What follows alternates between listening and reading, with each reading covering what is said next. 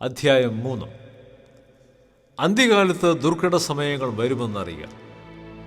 മനുഷ്യ സ്വസ്നേഹികളും ദ്രവ്യാഗ്രഹികളും വമ്പ് പറയുന്നവരും അഹങ്കാരികളും ദൂഷകന്മാരും അമ്മയപ്പന്മാരെ അനുസരിക്കാത്തവരും നന്ദികെട്ടവരും അശുദ്ധരും വാത്സല്യമില്ലാത്തവരും ഇണങ്ങാത്തവരും ഏഷണിക്കാരും അജിതേന്ദ്രിയന്മാരും ഉഗ്രന്മാരും സൽഗുണദ്വേഷികളും ദ്രോഹികളും ദ്രാഷ്ട്യക്കാരും നിഗളികളുമായി ദൈവപ്രിയമില്ലാതെ ഭോഗപ്രിയരായി ഭക്തിയുടെ വേഷം ധരിച്ച് അതിൻ്റെ ശക്തി ത്യജിക്കുന്നവരായിരിക്കും.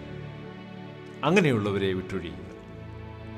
വീടുകളിൽ നൂണുകടക്കുകയും പാപങ്ങളെ ചുമന്നുകൊണ്ട് നാനാമോഹങ്ങൾക്കും അധീനരായി എപ്പോഴും പഠിച്ചിട്ടും ഒരിക്കലും സത്യത്തിൻ്റെ പരിജ്ഞാനം പ്രാപിപ്പാൻ കഴിയാത്ത പെണ്ണുങ്ങളെ സ്വാധീനമാക്കുകയും ചെയ്യുന്നവർ ഈ കൂട്ടത്തിലുള്ളവർ ആകുന്നു.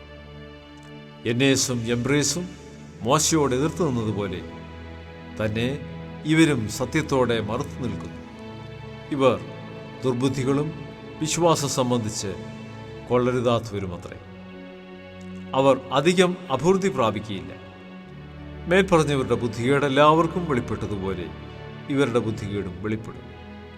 നീയോ എൻ്റെ ഉപദേശം, നടപ്പ്, ഉദ്ദേശം, വിശ്വാസം, ദീർഘക്ഷമ, സ്നേഹം, സഹിഷ്ണുത എന്നിവയും അന്ത്യോക്യയിലും ഇക്കോന്യയിലും ലുസ്ത്രയിലും എനിക്ക് സംഭവിച്ച ഉപദ്രവവും കഷ്ടാനുഭവവും കണ്ടറിഞ്ഞിരിക്കുന്നു.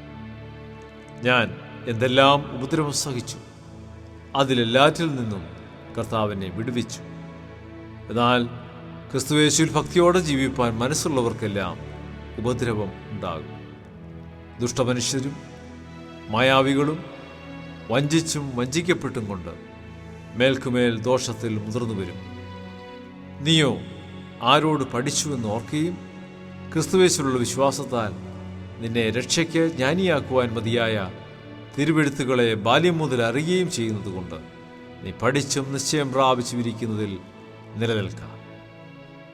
എല്ലാ തിരുവെഴുത്തും ദൈവശ്വാസീയമാകയാൽ ദൈവത്തിൻ്റെ മനുഷ്യൻ സകല സൽപ്രവൃത്തിക്കും വക പ്രാപിച്ച് തികഞ്ഞവനാകേണ്ടതിന് ഉപദേശത്തിനും ശാസനത്തിനും ഗുണീകരണത്തിനും നീതിയിലെ അഭ്യാസത്തിനും പ്രയോജനമുള്ളത് ആകുന്നു.